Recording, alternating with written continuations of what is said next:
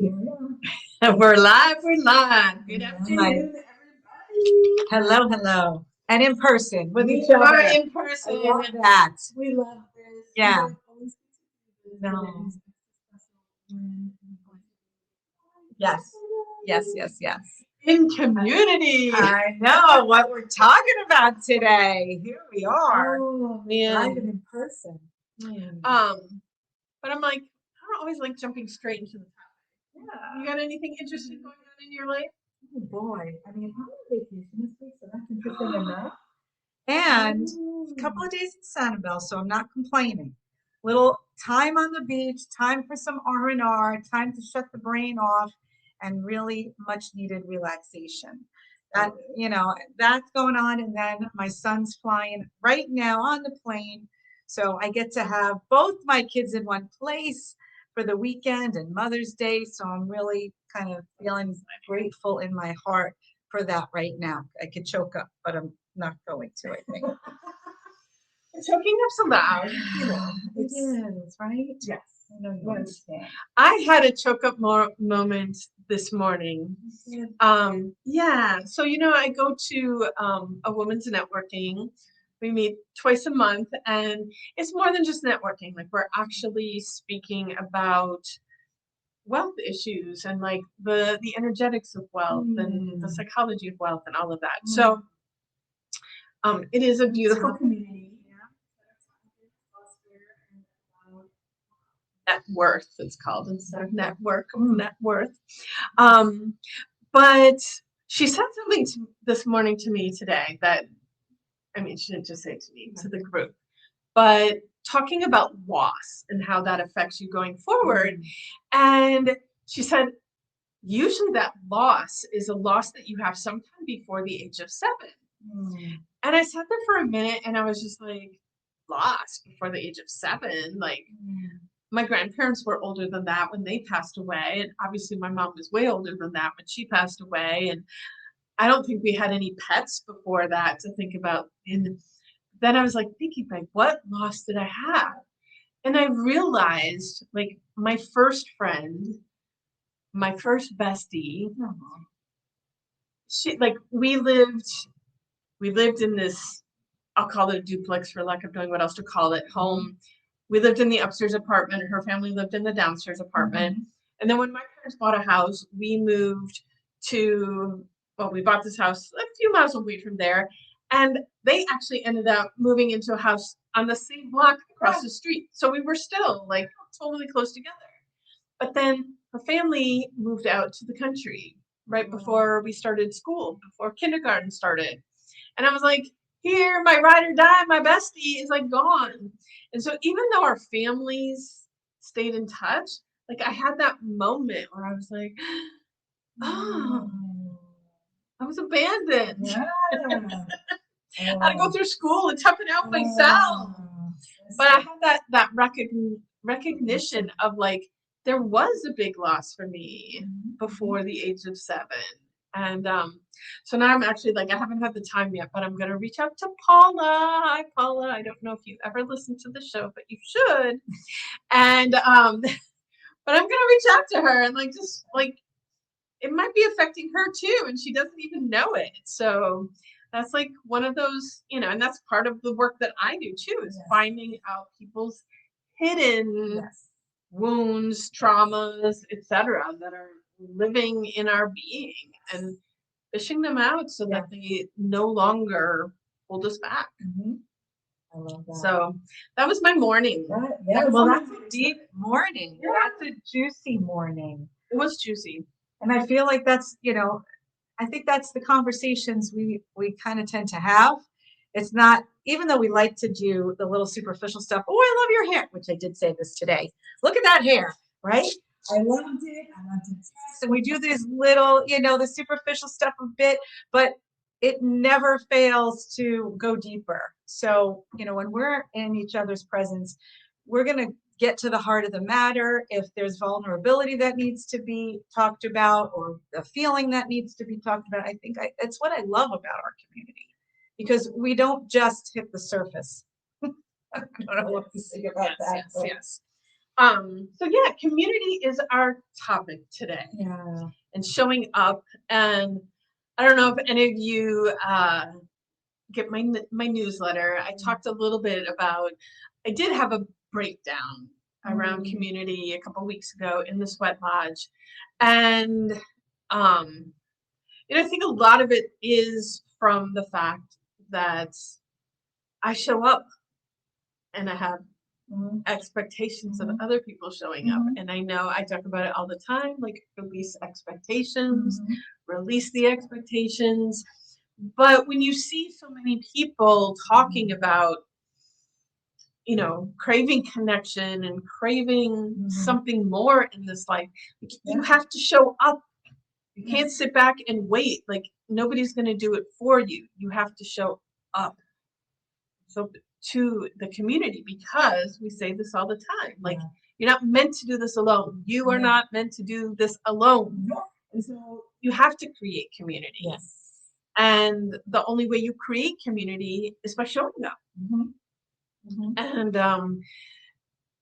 And yes, I am all for honoring yourself. Like if you're really tired or if you're sick or there's multiple things to show up for, like don't run yourself ragged, don't wear yourself out. Like yes, it's okay to rest. But I think about, and I'm not gonna lie, I've been guilty of this in the past where I literally have made myself sick just so I didn't have to show up somewhere I didn't want to show up to, because I had this belief that it's not okay to just say no. I have to have an excuse. So what better excuse than I'm sick, I can't come.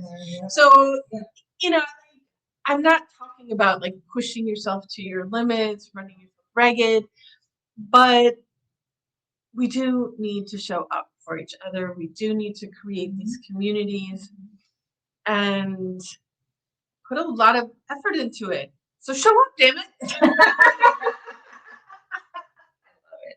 And it's true. You do put a lot of effort into it, and I see it when I do show up. And it's not every time that I show up, for sure. But I love everything that you're able to do from this space. I mean, right now we're right across from the sanctuary where a lot of things happen, and then of course Sweat Lodge property, which is our backyard.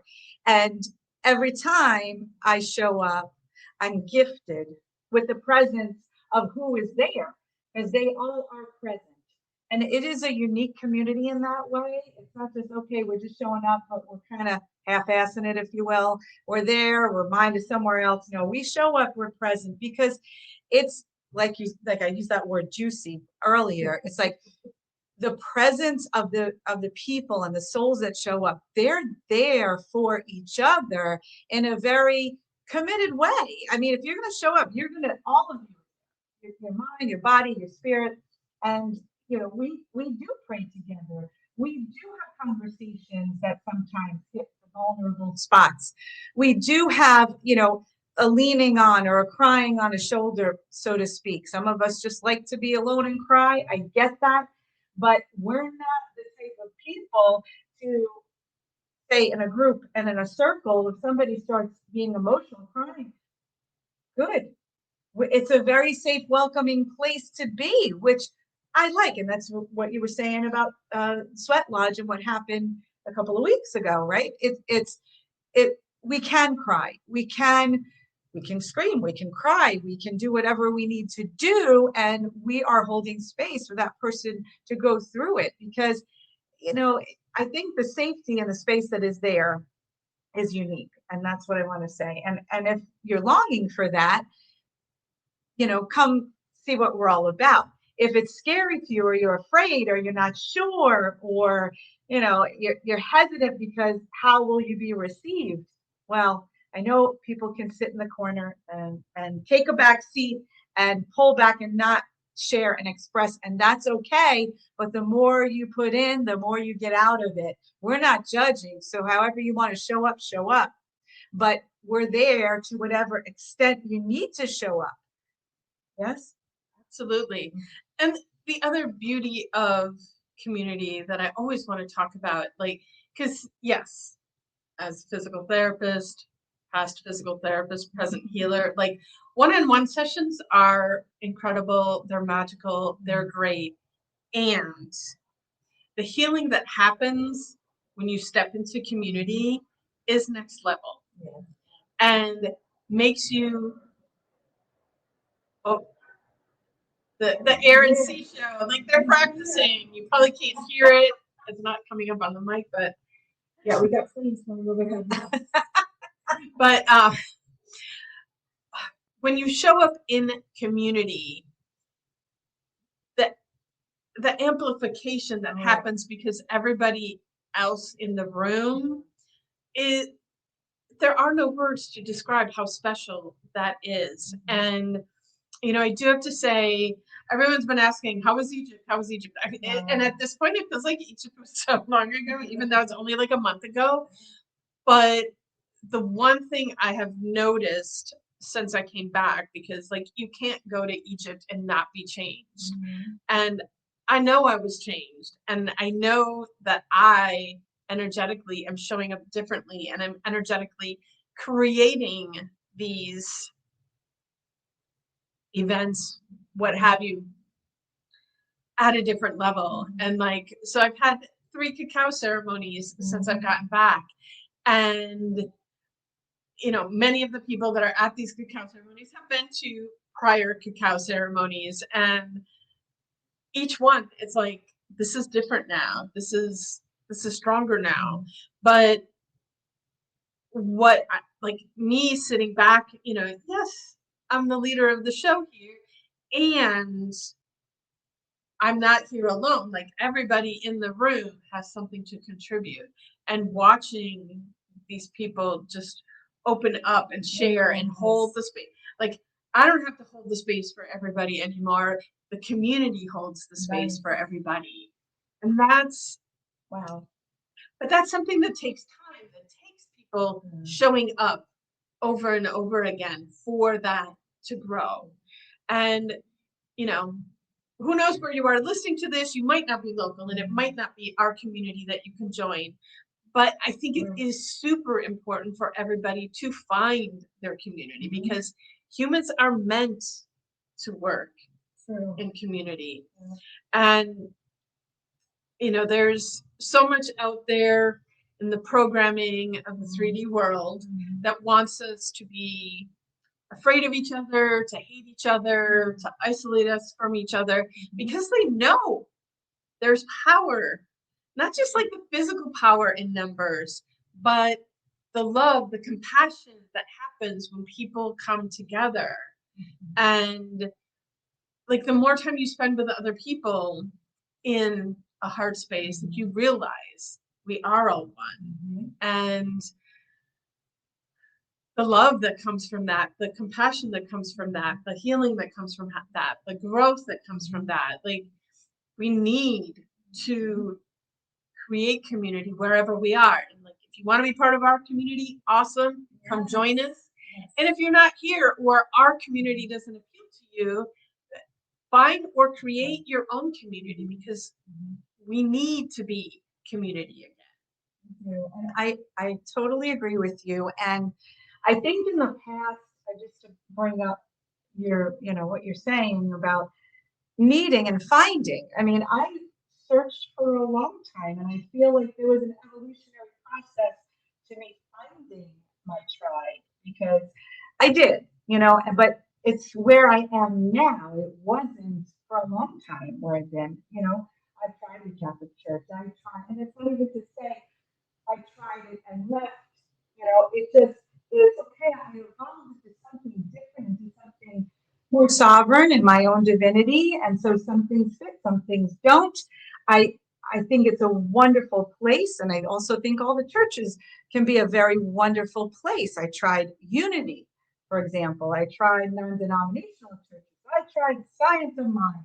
And, you know, I dabbled and dabbled and dabbled until kind of now here I am circling back to my dear friend Julietta and the other community members who have a different, you know, offering where, yeah, we speak about our divine nature, which I love, and we're kind of like-minded, which is what makes us want to gravitate toward each other and feel comfortable being a tribe, right? But other than that, the like-mindedness, it's the heart space, because some places, some churches or community spaces or tribes, they, the heart doesn't become the center, and you don't feel that the heart is the centering there, or the connection to people. You don't feel it, and that's okay.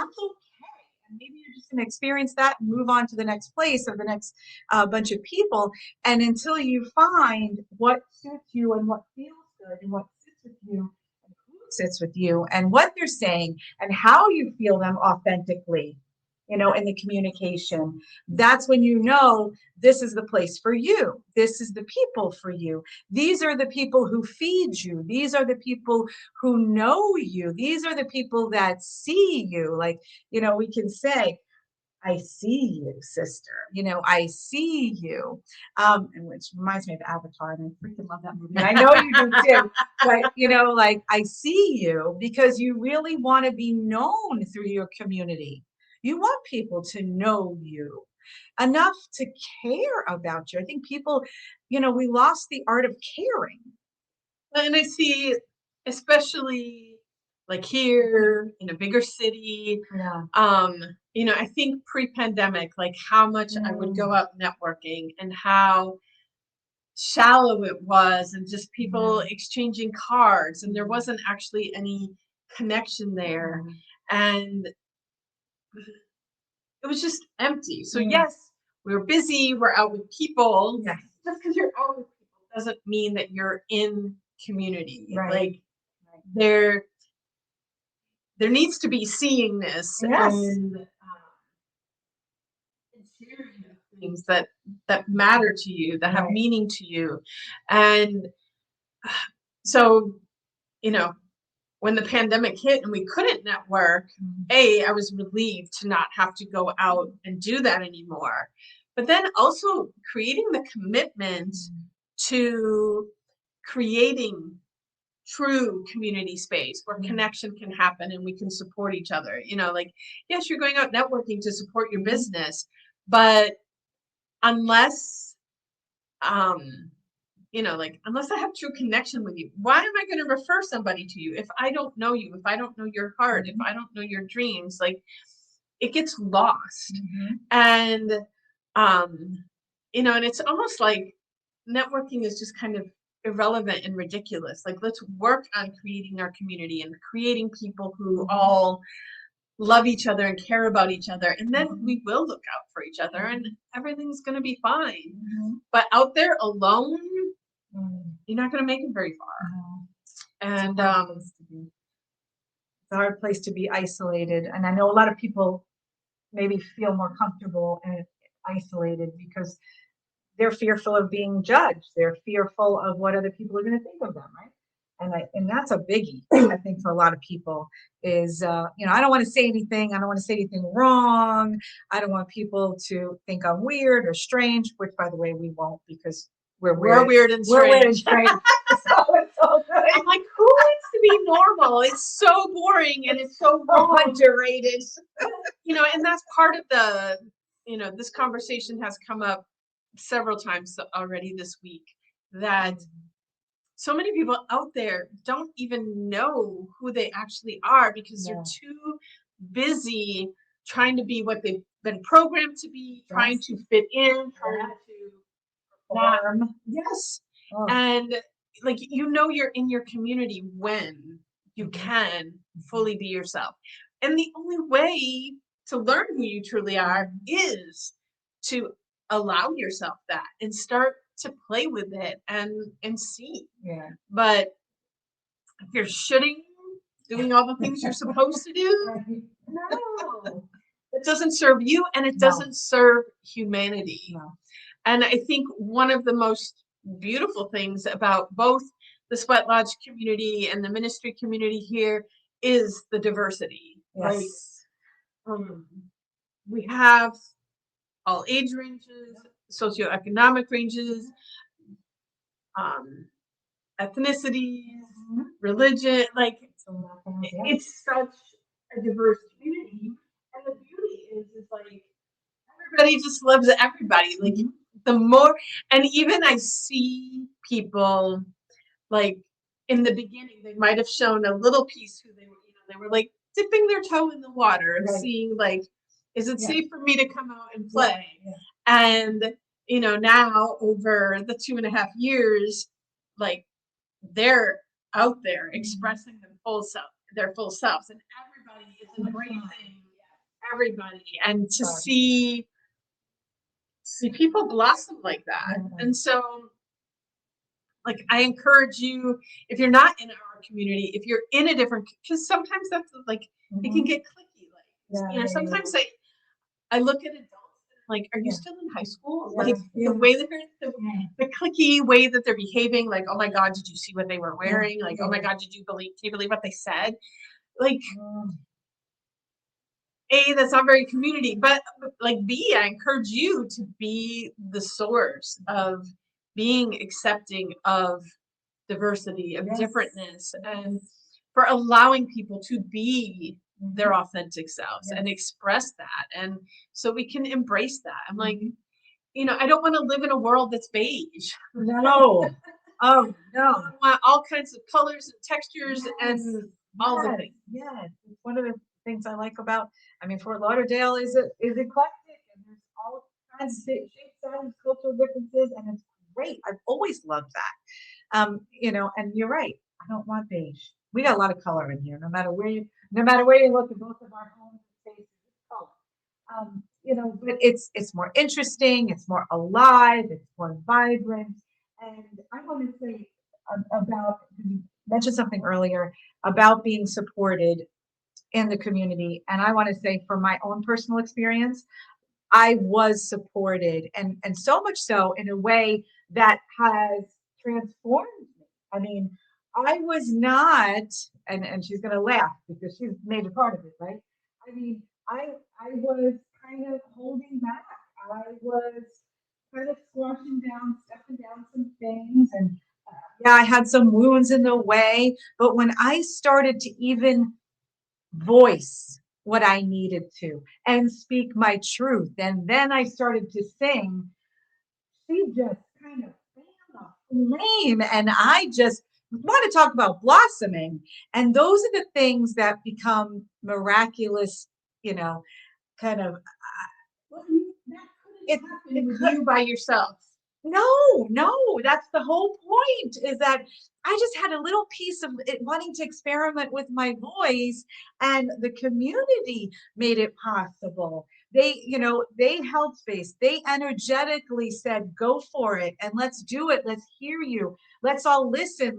And it was, if you haven't heard this voice, like, you need to find a way, because it's special. I love you.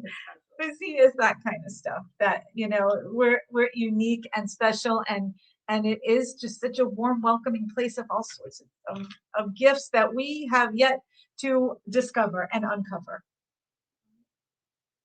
But ultimately, I think the most important message here, community is important, but community only happens when you show up. Like, if you're sitting around waiting, if you're waiting for someone to come and take your hand, you might be waiting your whole life. And so, to find your community, to find your space, to find your tribe, like, you need to step outside of your comfort zone. You need to initiate. And, yes, it could be baby steps. It could be baby steps. There are plenty of people. One thing, the last account I'm going, it was a full room this time, and there were some new people, and I get it. When you're new, like, you're definitely a little nervous, and so there were 3 people in the room that were hanging quiet, and we use a talking stick, so whoever's holding the talking stick's talking, whoever's not is listening. But there were a few people who were holding back and not necessarily ready to take the talking stick. But by the end of the evening, they all took the talking stick. And partially because other people didn't. So they had this, someone showing them like, see, it's not that difficult to do. And then also seeing that it didn't matter how weird the person was expressing, like everybody was there holding the space for it, like tuned in to them. And I think that is such a powerful gift to be heard, to be seen. And so when they saw that others weren't being criticized for being weird, no one was judging anybody, that it was safe, it was like, okay, let me try.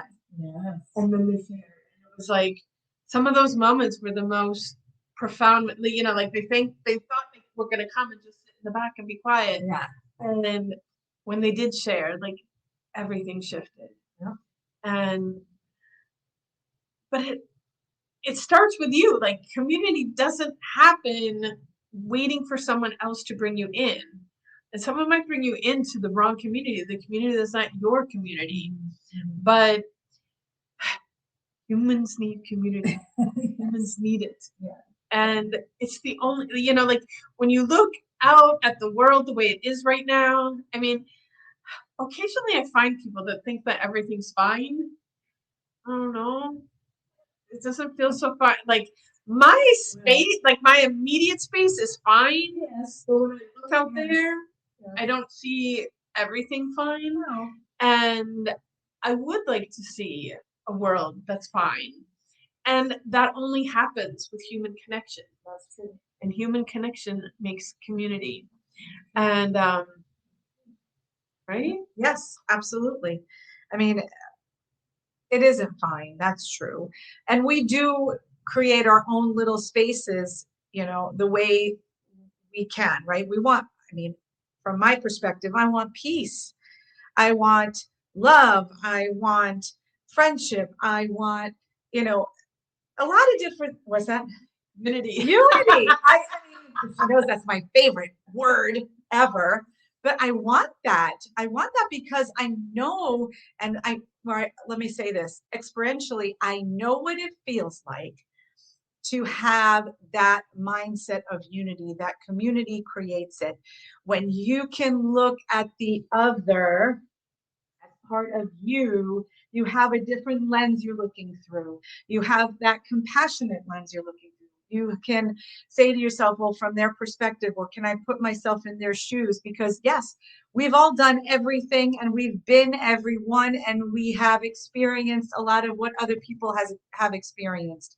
And when we can connect with that understanding, we find ourselves loving the other without judgment, loving the other without, you know, having that blockade or that guardedness, you know, did I just make up a word? I don't even know if guardedness is one, but being guarded is one of the things that is an obstacle when you're trying to connect. So if I see Julietta here, for example, I mean, I look at her and I see her, not just her exterior. I mean, I see her being, I see her spirit, I see who she is, I look into her eyes. It is an intimate connection that we can share, and energetically as well, that, you know, we focus on, because that's the meaning and purpose of life. That's the depth and the intimacy that I love. Well, and I think you said something really important there too. Is like we've been trained to focus on the exterior. What do you look like? What are you wearing? What kind of car do you drive? What kind of watch are you wearing? And none of those things matter at all. And so, you know, when you get yourself in your real community, yes, you see beyond the exterior and you get to see the depths of people and you get to see yourself in everyone. And that happens with time, with connection. And so, you know, even I see this all the time, like people will show up and they'll say how much they loved it, but then they disappear and like sucked back into their lives. Sucked back out into that 3D programming, but it's not real. And so, you know, if you're finding yourself a community, like you can't just show up once, like you got to keep showing up. And once you realize like what the community brings to you, then you're going to want to show up. Like you won't even have to make the effort anymore. You're going to be like, when is the next time that we're getting together? But you have to give it time to develop. Well, consistency is key. For a while, consistency is key, right? Because if you know, the one time it doesn't work, and we've seen that. We've seen people show up once and then that's it, and, there they go. And but yet, how meaningful the time spent here with us was. I mean, you do get that feedback, don't you? We lose it all the time. Yeah. So anyway. Yeah. So my message is stop waiting, show up, because you're showing up for yourself and you're showing up for others, because we are in this together and we can't do it without you. So whether you show up in our group, you show up in some other group, it doesn't matter, but find community. Find community in your life. All right. Therese has to go to the airport to get her son. So we're cutting this episode a little bit short, but I think that's okay. And we'd love to hear about your communities and what community means for you and how it's supported you. And yeah, we'll see you all next week. Have a magical day and happy Mother's Day to all the moms out there.